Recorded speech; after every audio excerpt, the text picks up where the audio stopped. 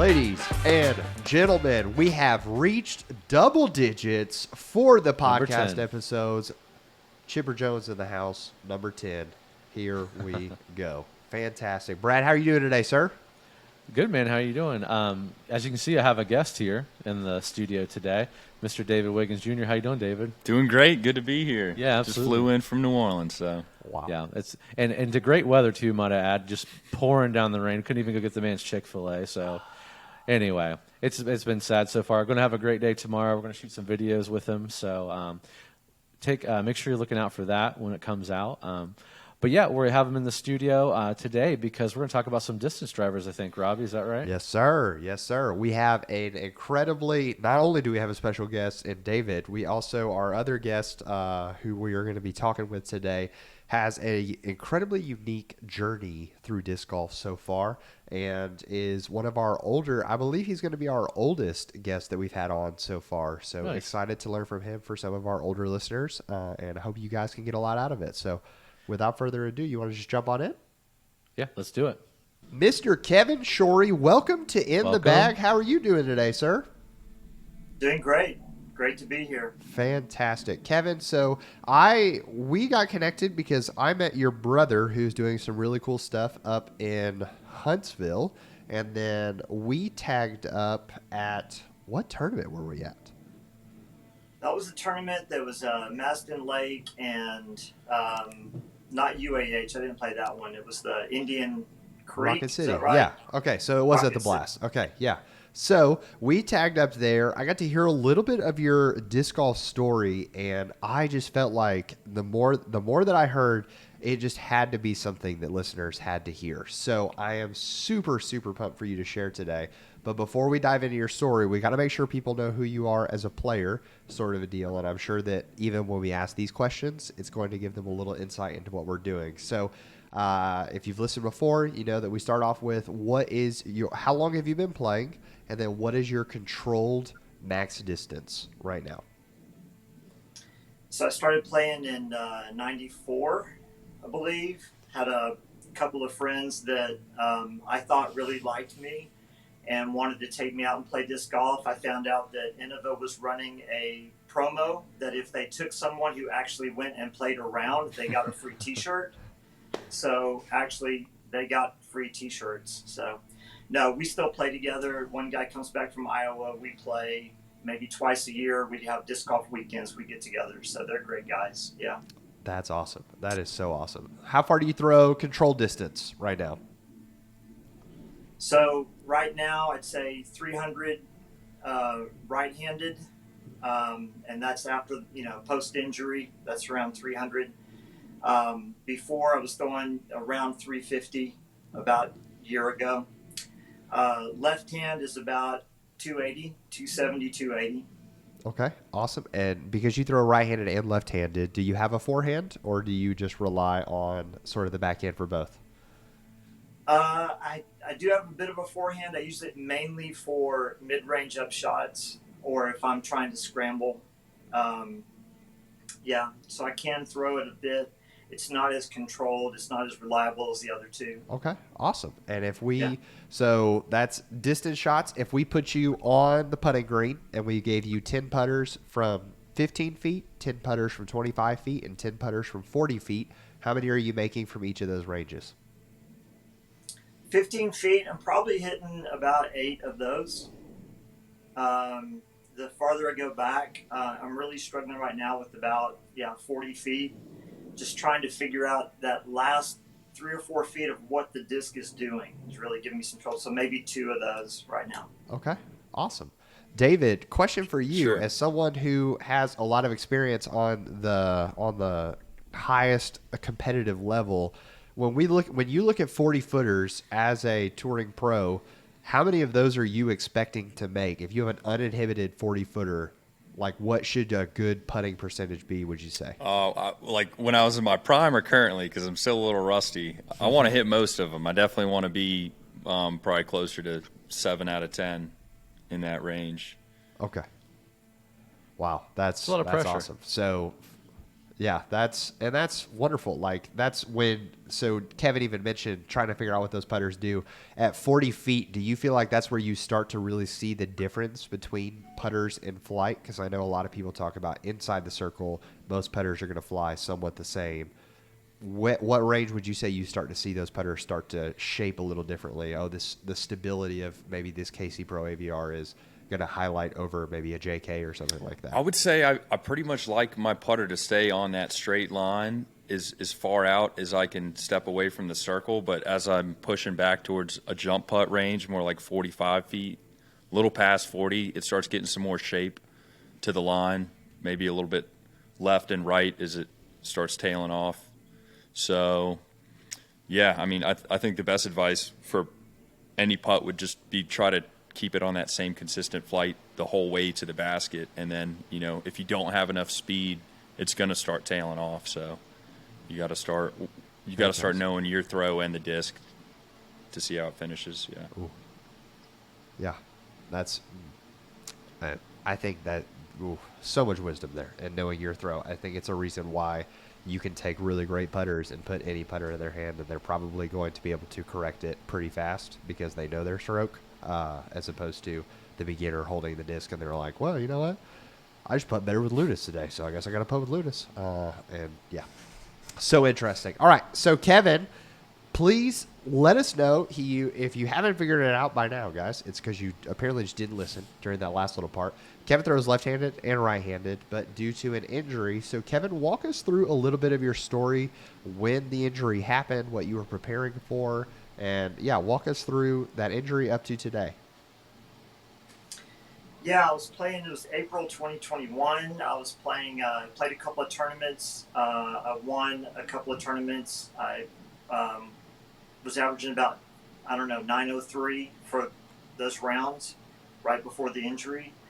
I qualified for the NADGT in Austin, so I was pretty excited about that. And then I was, trying to set that. What do I need to do between now and October to be able to, be prepared to walk into that and feel like I was competitive? So I was playing a lot of disc golf, and then a couple of my boys came back into town, and we all went out together and played 3 courses in one day. And I started to feel a little bit of overuse, but I've been playing sports my whole life, and I was like, I'm tough enough, I can make it through this. And then went out with my wife. We went out to a course in Fort Worth that I was going to play a tournament on 2 days after that. My usual warm-up, 2 practice throws, whichever one was better, take that one as the first throw for the beginning of the round. Got to hole 2. Really bad shot. Then I had to go uphill. So I threw a huge spike Hyzer uphill with a really tired shoulder. It felt like somebody stabbed me with a knife, except the knife was on fire. So then, I'm not stubborn at all. So I went to hole 2 and thought, well, now I'll just throw forehand and maybe I'll be okay like that. Tried that, the exact same thing. Finished that hole. Found out that I could putt with no pain. I just couldn't do anything that had any kind of motion using that shoulder. Got to hole 4. I was turning white. I was feeling sick at my stomach. My wife says, hey, do we need to go home? And I looked at her, I set my face toward Austin and I said, I've got another arm. So I finished out the rest of the day playing left-handed off the tee and all my approach shots and stuff. And so the only thing I did after that was, putting was right-handed. Everything else was left from there on out for a couple of months. Did some rehab, got a cortisone shot. Those are not comfortable. MRI showed there wasn't any serious structural damage, so I just couldn't use it for about 2 months. So then I started playing left-handed. So interesting. Wow. I've literally That never is- heard that before. No, I haven't been playing that long, but that's just pretty amazing to Yeah, me. the day of switching up. Yeah. Oh, this one hurts. Let's try this one. So Yeah. you hadn't thrown lefty before that? No. That's wild. No. I mean, just occasionally to look stupid trying to do something, but never actually trying to actually do it. Yeah, no. So how was it for someone that had been playing for 20 years heading into that, was there frustration when you started throwing with your left arm, or was it more so just out of that, that necessity of, I really feel like I need to be playing right now, so we'll just make it work? Like, what were kind of the thoughts and emotions when you started playing with that left hand?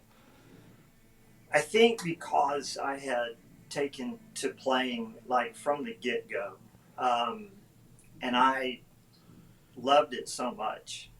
And then coming back from living overseas for 12 years, my brother retired from the Army.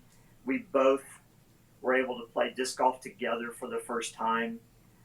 You've met him. He is so super into it. We just, like, there was no turning back at that point. And it was like, okay, I can make this work. I'll never be the same player, but I can at least try to be competitive at this point. And so I just determined that that was going to happen starting that day. Then I went and played 2 tournaments right after that, averaged 785. And that was, it was horrendous. It was not a good idea. The thing I cannot do is to throw a forehand left-handed, and I won't even try it anymore in front of people.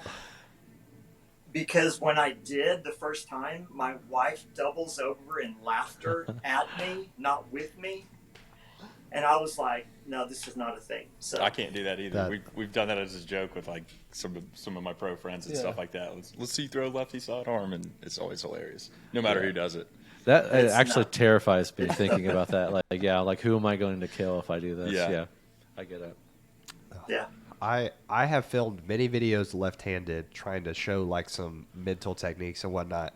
But yeah, in every single one of those, I grab the flippiest disc possible because, that exact thing of like, nope, if we try to throw left-handed, I'm pretty confident I'll never use my left hand again. It's going to like snap off or something. That is super impressive. Well, fast forward, you go to the NADG Championships, 99 people competing in your division, and you play left-handed for 6 months leading up to that, or for a few months leading up to that.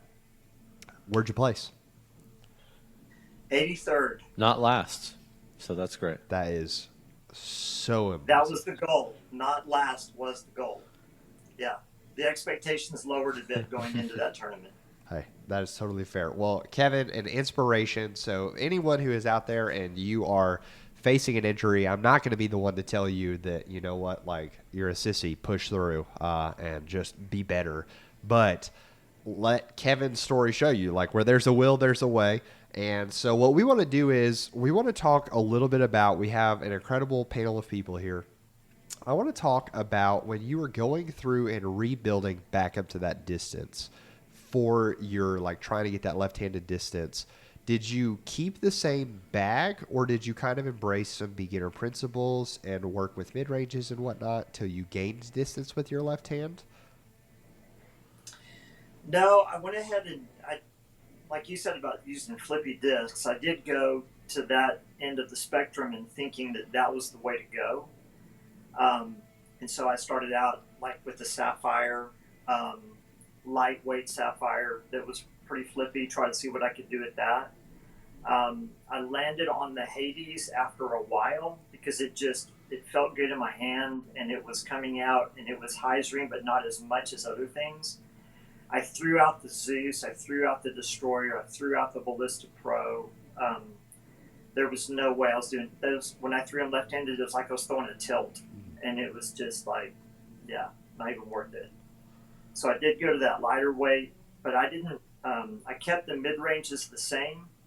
I think I was throwing a Shark, and at the time, and so I had one that I used with my left hand most of the time, and that seemed to do pretty well.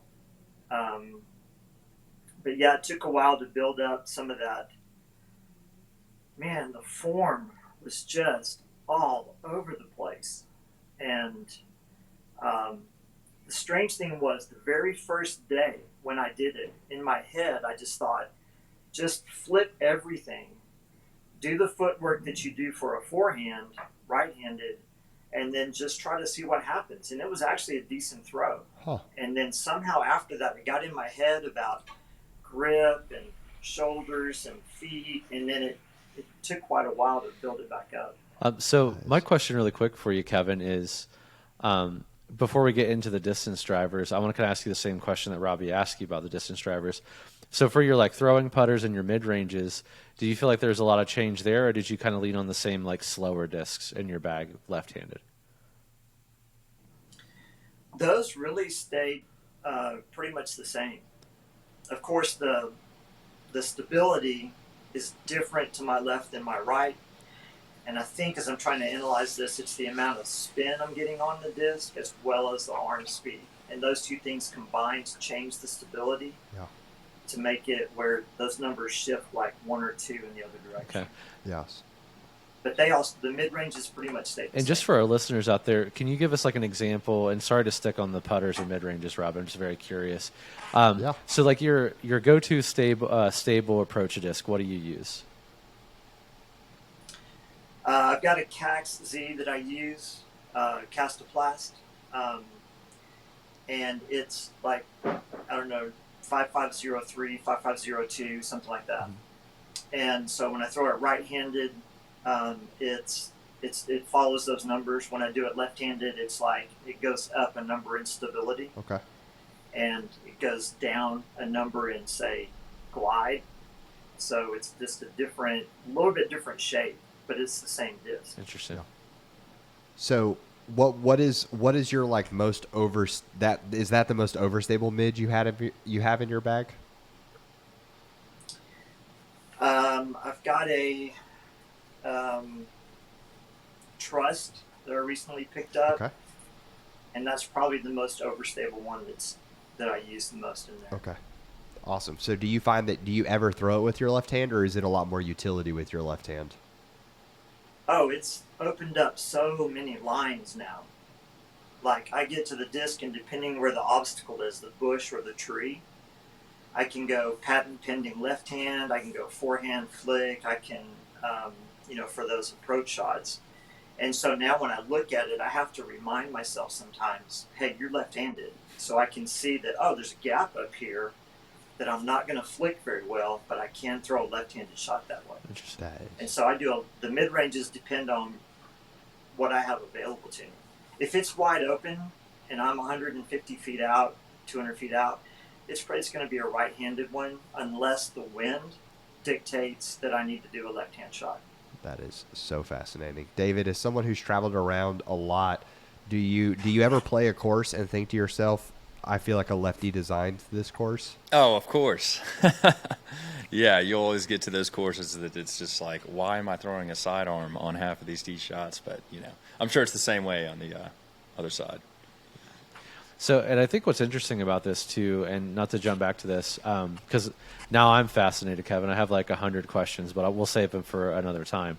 But I think what Robbie, just to kind of foreshadow what you're trying to highlight when we get into talking about the distance drivers is, this took a way too long for me to figure out, just being an amateur player, but I could never figure out why disc flew so much differently than I thought they were going to.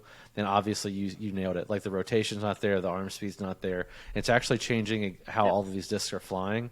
And I think we have this nice like mirror image from the same person, which almost has never happened when you're throwing the exact same disc, but one arm's faster, one arm slower. What does that do? So just everyone that's listening, keep that in mind as we walk through. We're not going to talk a lot about putters and mid-ranges, but when we get to these distance drivers, I think it's going to be very interesting. I think as you go up, and correct me if I'm wrong, David, as you go up in speed, those changes can be very drastic from a pro to amateur player. Yeah. Especially when you're trying to get more distance. Again, Rob, you said at the beginning, I had in my mind that I've got to Hyzer flip everything to get more distance. And I think from our Raptor episode that we did with the Raptor and Felon, I found out very quickly that's not how I'm going to get more distance. It's really going to be what can I get out there that matches my arm speed and the glide and get it straight or even flex line versus like a Hyzer flip line. So thank you, Kevin, for being on, because it's extremely cool to have someone, the same person throwing the same disc, but have two different arms. Pretty awesome. So yeah, it feels like I've played for 25 years. I've been playing for a year.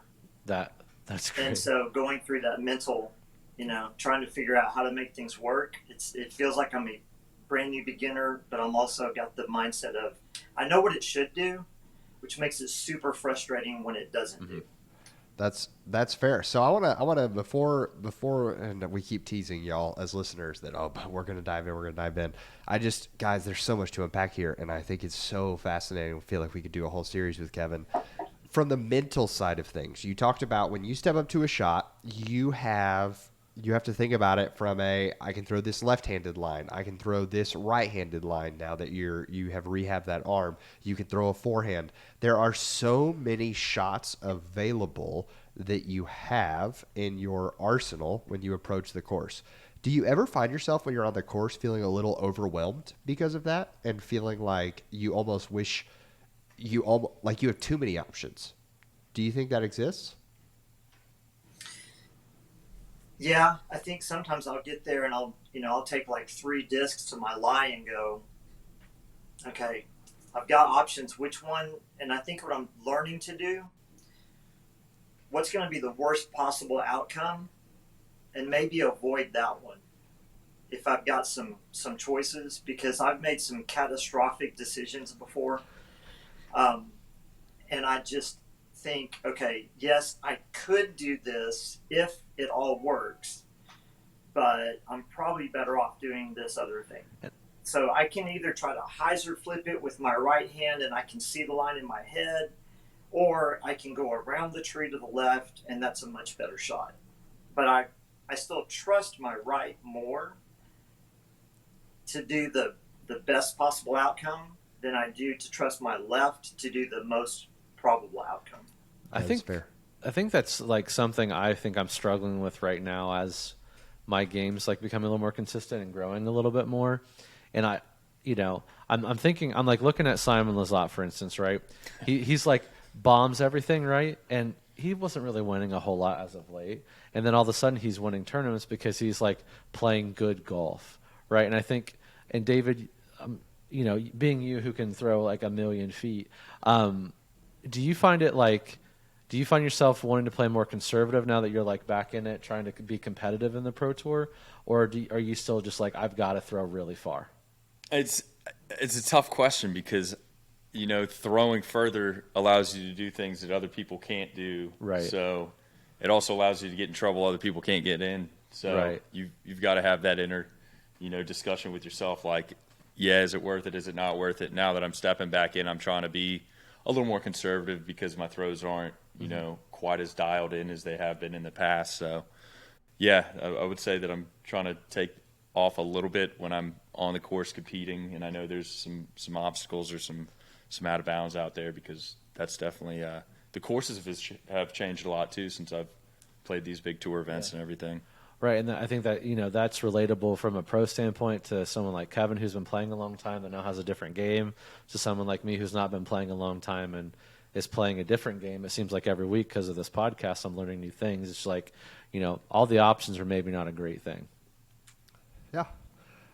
So a question I have for David is, when you're increasing your distance and you're gaining distance. So Kevin, obviously when you started throwing left-handed, I'm guessing that round you weren't throwing 300-foot shots off the tee with your left hand. No. So as you start gaining distance, I know players get out there, and myself included, I fall into this trap. As we start seeing these distance gains, all of a sudden it's like you step up to a hole. Let's say you step up to a hole that you'll never forget that first time you threw a 300-foot shot with a putter, right? Like, what a shocking moment that was. And for lots of listeners, you're like, wow, that literally never been me. All right, cool. So dream with me a little bit. Step with me. Imagine a world you wake up tomorrow and you can throw your putters 300 feet. Just because you can throw that putter 300 feet, David, how did you keep yourself in check as you were gaining distance when you were stepping up to holes? Was it just as simple as, I can throw this distance, so therefore I have to make a putter work? Or was that, you talked about that discussion amongst yourself, when is trying to push a slow disc too far a bad idea? It depends on what style of play that you have, but in general, I would say pushing a disc too hard is going to hurt your accuracy. But saying that, I tend to lean on slower discs like putters and rocks on wooded tee shots when I can, just because I have more control with them, keeping them on the line that I want to. I grew up playing a lot of wooded courses, so I threw a lot of putters off the tee, threw a lot of rocks off the tee as far as my mids go, and I just kind of developed that as my style of playing. And then, as I started playing outside of North Carolina, started moving to more open courses, and that changes things up for sure. And then you got to factor in wind into that equation. A driver might fight the wind better in some circumstances, so got to weigh the options. Yeah. Okay. Well, y'all, let's no longer tease our amazing listeners. Let's talk about some distance drivers, shall we? All right. So the Hades. You talked about the Hades. The Hades you're throwing is your max distance disc for your left-handed shots, Kevin. Why do you like the Hades? What does the Hades do for you? There's something that I found about the feel in my hand that was different than other discs that that felt differently in my right hand. And I discovered there's an imperceptible difference in the size of my left hand and my right hand, and it's probably from my whole life doing everything with the right hand and developing that and not the muscles in the left. And so some discs just don't fit right. Huh. So when I was trying to throw distance drivers that I threw with my right, they didn't work in my left.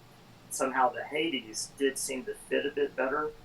Plus, I've got like 4 different Hades, and so I can flip them with my right hand at different levels. Well, I wasn't really flipping them with my left, but it was giving me different stabilities, and it was controllable.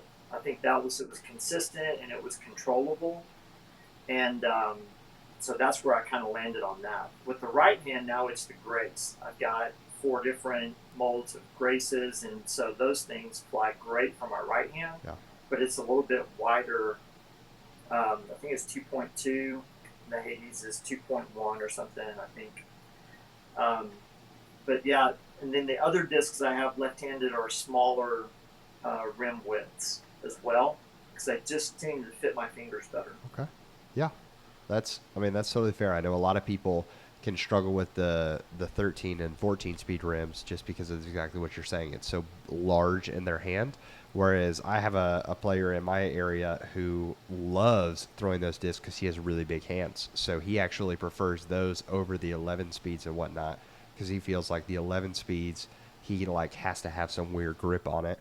Brad, you're a Hades fan. What do you love about the Hades?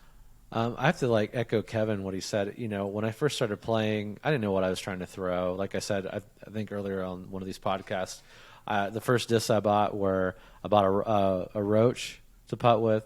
I bought a Z Buzz because it's a Buzz, and then I bought a Raptor because I had no clue what I was doing. But as I experimented, I was throwing a Nuke SS for a while. I'm not like a big guy, but I do have bigger hands. I've been a drummer my whole life, so that arthritis is creeping up in the knuckles a little bit. So the Nuke SS was just really getting kind of uncomfortable.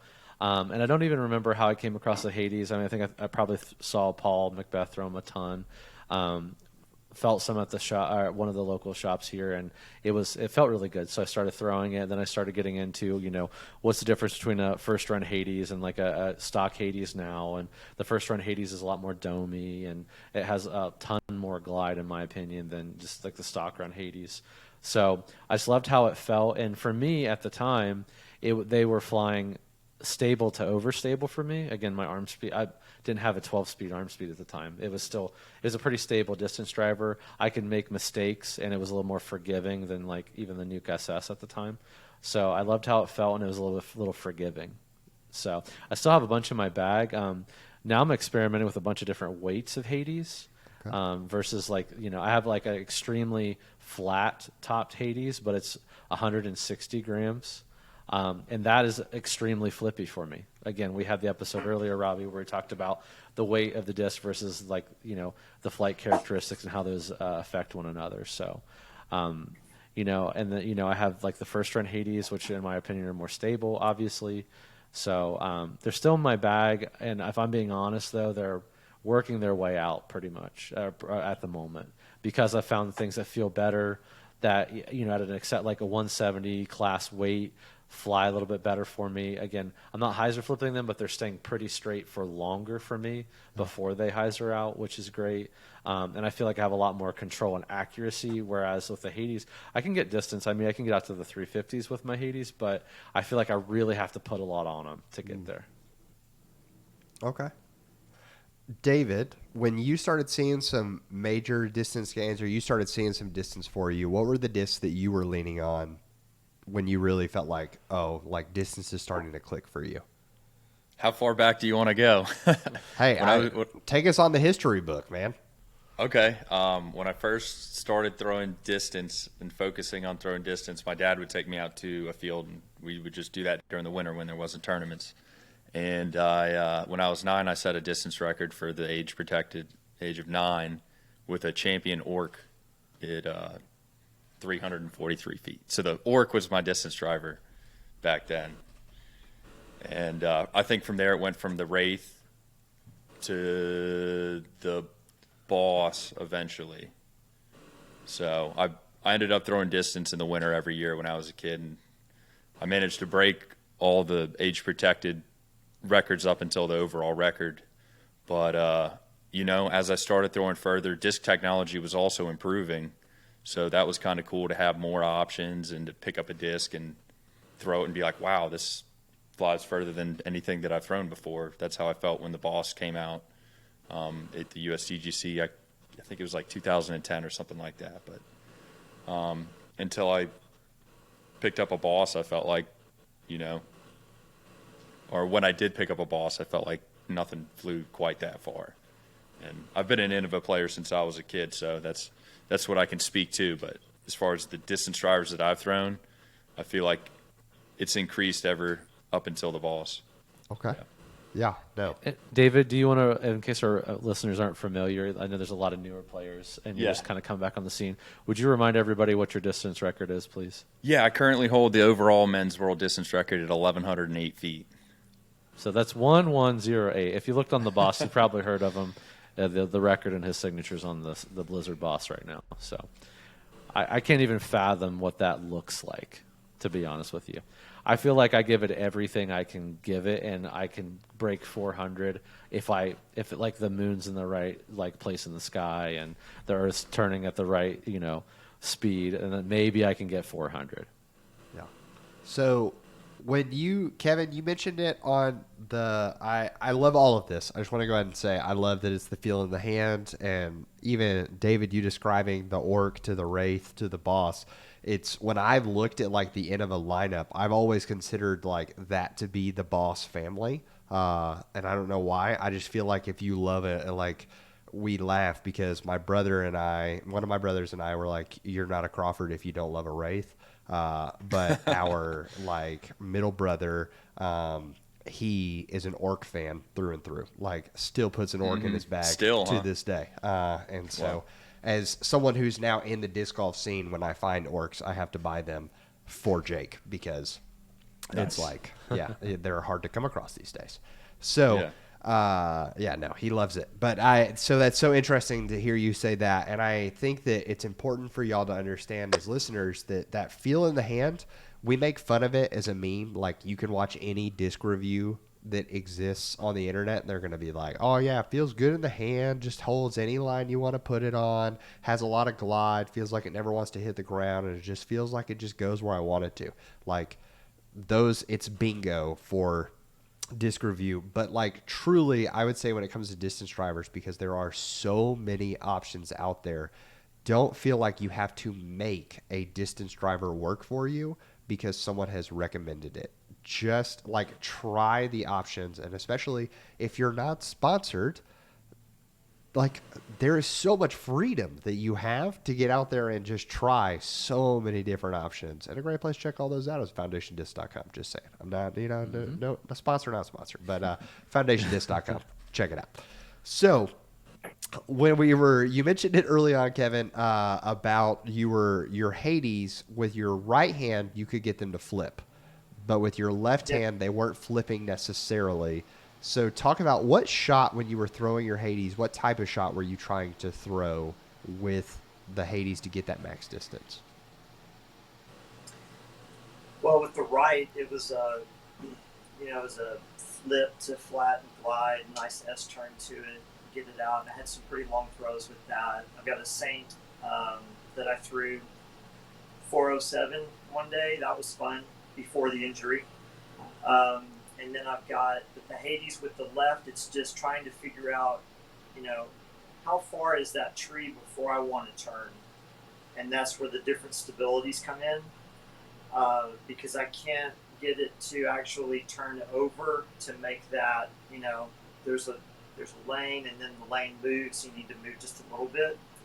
That's even a tough with a right-hand shot, because you have to start it on a Hyzer and then get it to flip over to make it through those. And I was looking for that, like left hand. If I can get something that will go that way. I never thought about the lightweight Hades as being an option until you just said that. Yeah, it's incredible. And Robbie and David, forgive me if I'm speaking out of turn here. I'm still very new at this, but it seems like to me, my new mindset, and this is probably why the Hades is coming out of my bag, is I'm trying to find a disc that matches me more than me trying to make a disc do something I want it to do. Whatever it's stamped on that disc. Like the Hades, I'm always like, I'm looking at them like, you're supposed to be flippy. You should be flipping for me. And it's just not flipping for me. And now I find myself, and I'm just letting that disc be what it is. And like maybe one day I'll throw it that way or get a lighter version of that disc. Yeah. And like I find myself going down in speed. The distance driver I'm loving right now is the Era by Finish Line. But it's very similar as far as like the turn and fade, but the speed is much less. And I find myself, I don't, that Hades, again, I have to put so much on it to get it to fly the way that I want, versus the Era, I'm able to just hit it comfortably at like 80% power, get more distance, but I feel like I have way more accuracy. And I'm feeling like the thing I'm missing right now is not distance, it's accuracy, personally. I mean, obviously I need the distance, but I want accurate distance versus if I can throw 350 accurate every time versus hitting 400 every once in a while. 100%. And that's kind of what I want right now. Hey, man. And I full on am with you. One gripe that I had when I was putting turns in my bag from Innova is that I would describe a turn like a beat-in Wraith, like out of the box. But the hard part for turns was I felt like when I threw turns, I wanted them to be super flippy. So I had to find this range if I could put them on enough Hyzer that they would get to flat, but they wouldn't turn and create that flex line. But also, if I like the difference between this much Hyzer and this much Hyzer felt like the difference between a great shot and a roller. And I was like, absolutely, this is when, but then I stepped out to other options and I tried the Wave by MVP, and the Wave, I didn't feel like I was flirting with disaster every time I threw the disc. And when you're doing that and you're trying to make a disc just work for you rather than finding one that works, like that, when you're trying to make the disc work rather than finding one that fits you, like Brad said, you're going to lose that confidence on the tee box. And if you're pulling a disc out of your bag that every time you're like, I just don't know. Like, that is why we have the catchphrase that we do here. Like, if it's not good, take it out of the bag, because you don't need that in your life. There is other options out there that are going to give you better results. And what's funny, Kevin, is I was doing the exact same thing as you, which tells me, and I like your flirting with disaster comment, Robbie, but, I have 4 Hades in my bag and they all fly differently. And like, I feel like, for me personally right now, I'm not saying it's a bad thing for everybody, but for me personally right now, like, I'm going to convince myself that I need something I'm going to need this Hades versus that one. I'm going to throw a bad shot and I'm going to never throw that one. I'm not going to throw that one again for 6 months. Whereas I'm more comfortable switching to a different mold now for different stability and different shot shape than trying to get all of them out of one mold just because I felt comfortable. And again, this podcast has helped me do that. I've stepped out of my comfort zone and said, okay, I am going to throw this Era. I am going to throw. And again, I discovered it, when Hunter was on a couple episodes ago with us. But, I love the Vulture, and I didn't realize how much I love it, but it's a 10-speed that has a stability that I really was trying to get from the Hades. But the Vulture, again, I don't have to hit it as hard, and it's going to stable up at the end like I want it to. So So, David, before we started recording, we were talking a little bit about max distance shots, and you had a really interesting statement that I don't think exists on the internet. Like, I've watched a lot of distance videos, and I teach a lot of beginners. And so when I teach beginners, I literally have a video out there that says the easiest way to get max distance is a Hyzer flip, because I feel like for beginners, it's like that exists and it doesn't cause you to have too stable of a bag. But when we watch the pros throw these huge distance shots, very rarely do I feel like they're throwing these Hyzer flips to get those max distance shots. So can you walk me through sort of the progression of when the Hyzer flip stops becoming your max distance shot and when the flex shot exists? And you even said something along the lines of, it looks like we're forcing them over, but we're not. Expound on that, please. Definitely. So, and it also depends, are you talking about on the course or off the course? Because you're going to see different selection there as well. Because a max drive on the course, we're going to be throwing discs that we're confident that we can place them where we want to, which is generally going to be not the most understable high-speed driver that you can get to flex out. It's going to be one that you can fight with the wind and that is going to Hyzer out at the end. So that brings another point, which is weight. When you're talking max distance drivers, a lot of people just assume, I'm going to throw a max weight disc and it's going to go the max distance or something like that, which is 100% not the case. In our bags on the course, you will see mostly max weight high speed drivers, just because they tend to be more consistent and more overstable, and that's what I'm throwing on the course. But if I go and step out into a field, I'll go and lighten up by maybe 6 or 8 grams. I know Brad mentioned switching up the weights of a disc, and I think that's excellent advice for somebody trying to improve distance, because even for me at the speeds that I throw a disc at, a max weight high speed driver is not the furthest flying one. It's going to be in the mid to upper 160 grams if there's no wind involved. So you're just trying to basically find the sweet spot of momentum and gravity fighting the momentum and your arm speed. So there's going to be a sweet spot where everybody has a certain weight that they actually throw the furthest under ideal conditions. So I know that was kind of all over the place. No, it's totally. I can get into the lines too. Talk to me about that forcing, because if I were, if a mere mortals, we get out there and we try to throw a Halo Destroyer, right? Like, it super overstable. And yet you watch the pros, y'all get out there and you throw them, and it's like that thing is either flipping up to flat or you're throwing it flat and we're seeing some turn out of it. And it's like, bro, that is, if I threw a Pro Destroyer, it might look like that, much less a Halo Destroyer. Yeah. And that just comes with the arm speed and the way the disc acts when it's going that fast. If you slow down these high speed throws, the disc is wobbling out of the hand. I don't care whose hand it comes out of. It's not coming out perfectly flat, and you're getting weird effects from the wind and everything, and it tends to make it more understable or air resistance or whatever you want to call it. And that immediately, it's not a linear relationship between speed and the stability of a disc. As you gain maybe 10 miles an hour, that disc might flip over a lot quicker. So you'll see that happening, and that's why you can't just pick up the same disc and expect the same flight. You got to tailor your game or your disc to your exact game if you want to expect to get the best distance out of it. Yeah, and even though it's not a linear equation, it seems like, and again, just trying to week over week do this in like a scientific method sort of thing, it's like when you really find a disc that has the appropriate amount of speed coming out of your hand, the appropriate amount of spin, it really it just, to me, visually comes out of your hand differently. Like, it just seems so much quicker. That's what I always, even like, Hunter and Trevor, who throw farther than me and harder than me, right? Just the way, or watching Brody, when I got to watch him play here when we're shooting videos, like the way it comes out of his hand, it's like a rocket compared to how a disc comes out of my hand. And I'm just like, how do you even do that? Well, I think part of it is, like you said, the disc weight matters a lot. And the right arm speed really matters. And I'm never going to throw a disc like Brody Smith or throw a disc like you, but if I can find something like even diamonds, like I had like a little bit of shame throwing a diamond, but that diamond, I can throw it all over the place because it matches my arm and my play a lot better. So I think it's more about, and what's interesting, Kevin, about your arm, where you're having like these two different, you have this 25-year-old experience on one arm and then like a new sort of player on the other arm.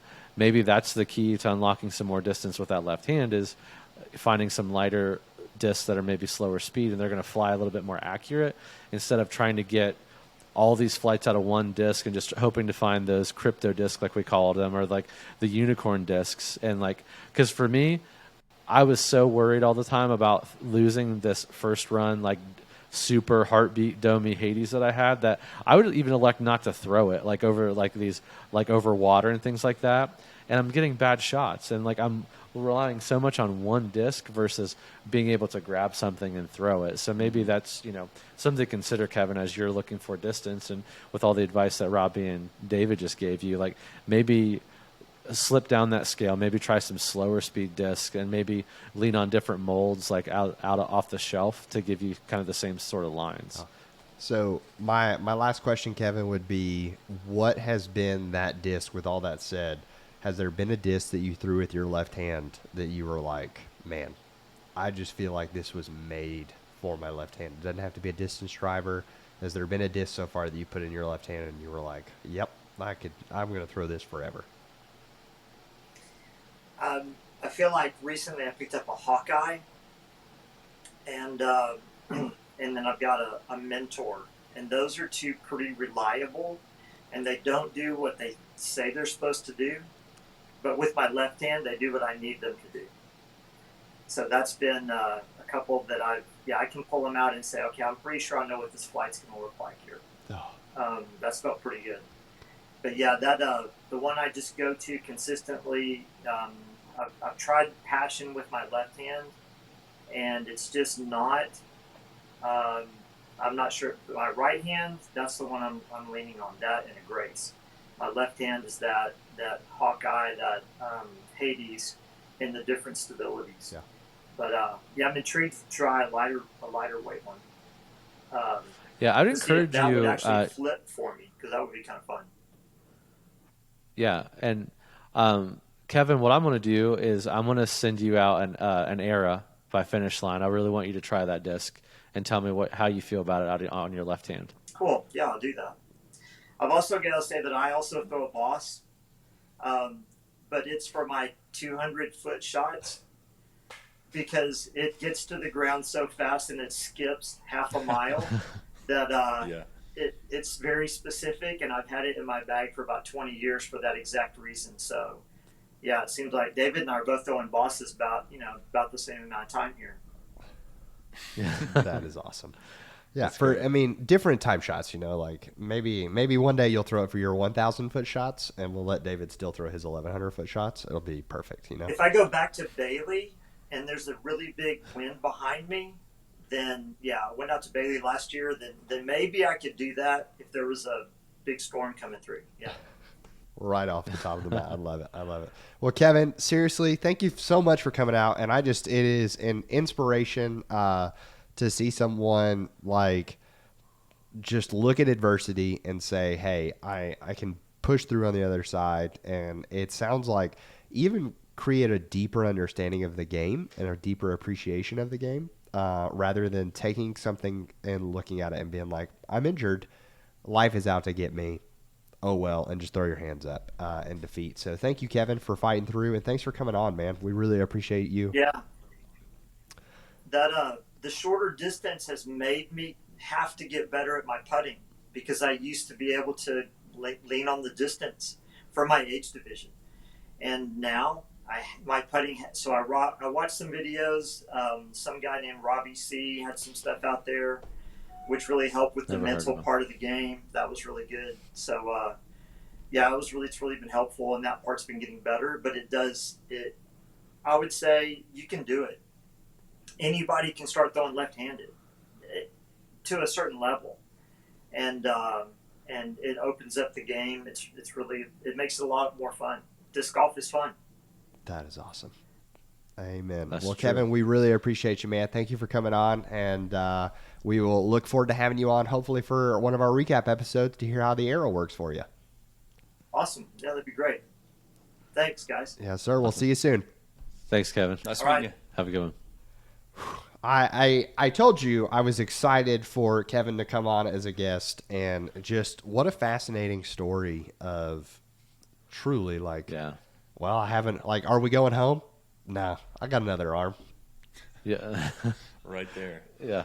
I can't believe it's real. I was kind of like expecting to get pranked on this or something, but no, this is a real guy, and good for him. I mean, I don't know what he does for like his day job, but that employer is probably pretty lucky if I had to guess. That guy's not going to quit on anything. Man, I have literally left a round before at 9 holes because I got to the turn and I was like, yeah, I'm just not feeling it today. I'm playing poorly. I'm up. And no, he's just pushing through. That is so cool. Well, Kevin, you are an inspiration, and I hope y'all as listeners enjoyed that.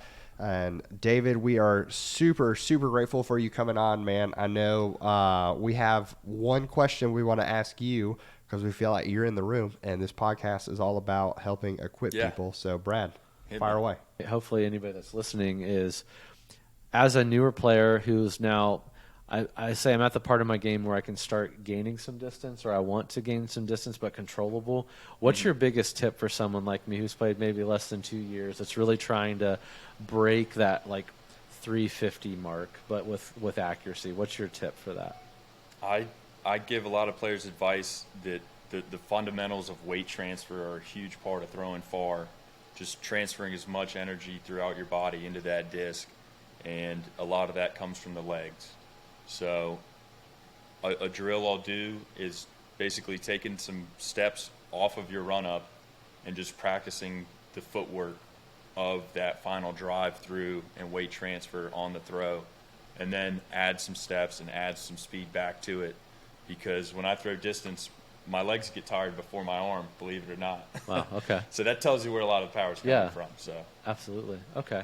That makes sense. So you're saying instead of worrying about that XSEP and that huge run-up that everybody's looking for, you're just really get focusing. that timing down with the weight transfer and then add speed to it. Gotcha. Instead of just running up and slinging it, which Yeah. it looks like I do sometimes. Yeah. But the timing's all put together. Yeah, right. So, and it also allows you to go out and throw more without tiring yourself out. Right. And is it accurate to say that through this type of practice, I come from a baseball background, is it like, you're getting your power from your back leg when you're trying to hit far, like when you're trying to hit a ball far? Is that the same type of weight transfer I'm looking for, like that rotation, or is it different?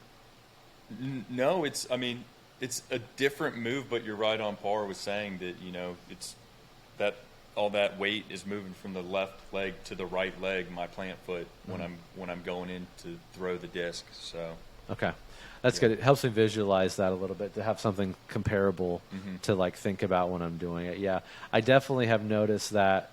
I had a couple fractured ribs over the winter from jiu-jitsu, and I couldn't throw hard. I couldn't do the run-up, but I actually felt like when my ribs were healing and I slowed everything down and I made everything more compact, I was throwing a lot farther than what I was trying to do and just chuck it. So it's very interesting to think about that, and I'm finding a little bit that everything I thought about throwing far is exactly the opposite. So maybe that's some good advice too. Slow down, watch people like David, watch people like Brody and Ezra out there just throwing bombs all day. And then if you really sit down and probably slow you all down in slow-mo, we'll see exactly what you're talking about. 100%. Speaking of slowing down, things aren't slowing down at the Foundation Warehouse. What's new in the warehouse this week, Brad? Oh, my gosh. We just put all the Discraft Ledgestone stuff on sale, did some mystery boxes, and I was busy all day today doing that. Barely got to the airport in time to pick up David, so luckily, we got that done. So all of our Ledgestone throughout the year, all of it is like extremely discounted. Please go, and there's a lot of great discs to check out. Check out those. Those will still be up by when this airs. Also, we have some new trilogy. We have some Ricky Orbit Felons that just came in. We have some really cool bottom stamp Culprit Judges and Mercies that have like tiny skull bottom. Stamps? Yeah, those are pretty cool. So that stuff's going up this week. the usual. I don't know if we'll have the Innova restock in time for this air, but make sure you check out the Boss, David's Boss. Check out the Turn. I really did like the Turn, and that's over my Thrasher, and I love my Thrashers, but the Turn has given them a run for their money. Every time I throw a bad throw with the Thrasher, Robbie, I'm like, I'm booting you guys for the Turn. They're going in the bag. So, our Innova restock will be up soon. MVP restock went up last week. There's still a lot of great discs in there, too. So, a lot of great stuff at foundationdisc.com. Make sure to go over and check it out. Well, y'all, we appreciate you listening. David, can't say it enough. Thank you for coming on. You are welcome back thanks for having me. anytime. I think you are coming to my neck of the woods in August. Are you playing the Magic City Mega Bowl? I am, actually, yeah. So looking forward to going out there. If you're looking for a tour guide of Inverness, I am. It's my home course, so I am happy to show you around. We'll film a video, have a good time with it. Yeah, I'll take you up on that. Yeah. Last thing, whoever comments "Happy Birthday" to Robbie, the first person to comment "Happy Birthday, Robbie" in the comment is going to get a signed David Wiggins Boss. By the way, so make sure you do that right now. Comment "Happy Birthday" to Robbie. Robbie, happy birthday. Sorry, I missed it. Happy birthday. We are so good. We celebrate with America. It's the same day. So I'll always remember that. That's great. Come on. Well, hey, we appreciate y'all. Thank you for listening. And remember, if it's good, keep it in the bag. We'll see y'all next time.